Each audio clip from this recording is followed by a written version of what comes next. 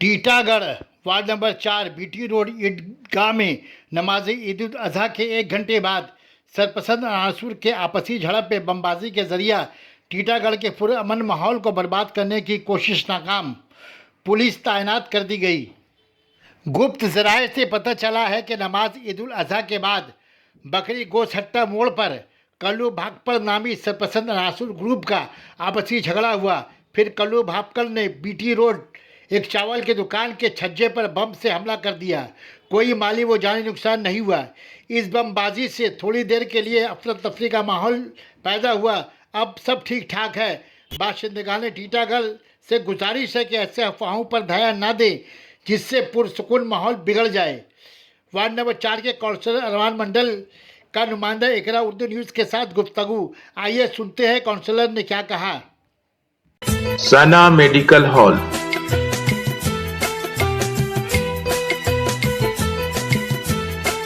10% discount on every medicine. Oxygen cylinder also available. Councillor साहब, आपके ward number 4 में ईद उल अजहा के नमाज के बाद सुनने में आया कि बमबाजी हुई है। क्या मामला क्या है? बमबाजी नहीं हुआ है, कुछ सामाजिक जो है जो इलाका को डिस्टर्ब करने मांग रहे हैं, वो दहशत करने मांग रहे हैं। लेकिन ये मैं बोल रहा हूँ कि ये कभी होने मैं नहीं दूँगा।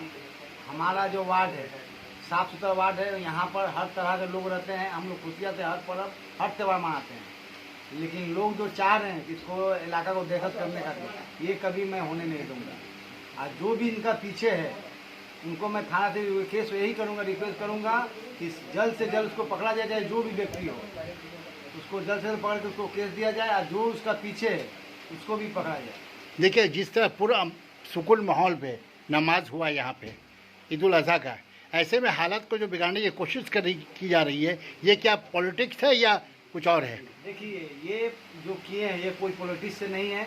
ये इनका पीछे कोई है अब तो कुछ सामने नहीं, सामने जब हमारे थाना प्रभारी जब इंक्वायरी करेंगे तो जरूर इनके पीछे कुछ ना कुछ लिखेंगे। इतना साहस कहाँ से है? आज जो यहाँ पर ईदगाह के सामने बम चलाना ये तो आम बात नहीं। इतना क्या ये ईदगाह के सामने चला है या ईदगाह के हट के कुछ? ईदगाह के सामने जहाँ पर लोग नमाज पढ़ते हैं वहाँ पर बम चलाया गया, तो इसका पीछे जरूर किसी का हाथ है।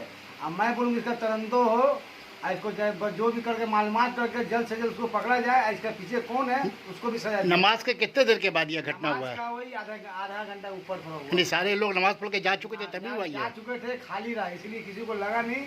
वो लोग खाली जगह मार के बचले एक इलाका को जो है माहौल को खराब करने मांग रहे हैं, एक इलाका को। बस यही मैं बोलना चाहता हूँ। बार बार मैं रिक्वेस्ट कर रहा हूँ थाना प्रभारी से, चाहे जो भी मेरे चेयरमैन है, हमारे विधायक साहब है, उनको मैं रिक्वेस्ट करना चाहता हूँ जो इनके पीछे है इलाका को डिस्टर्ब करने चाहते हैं उनको कड़ा से कड़ा साथ दीजिए। कोई ऐसा तो नहीं कोई फिरका प्रेस पार्टी का इसमें हाथ हो सकता है। इसको तुरंत करने में आपको मालूमात हो जाएगा कौन इनके पीछे है। नहीं तो इतना साहस एक आम एक चोर चुहाड़ का जो लोग आए तो उन लोगों का क्या नाम है?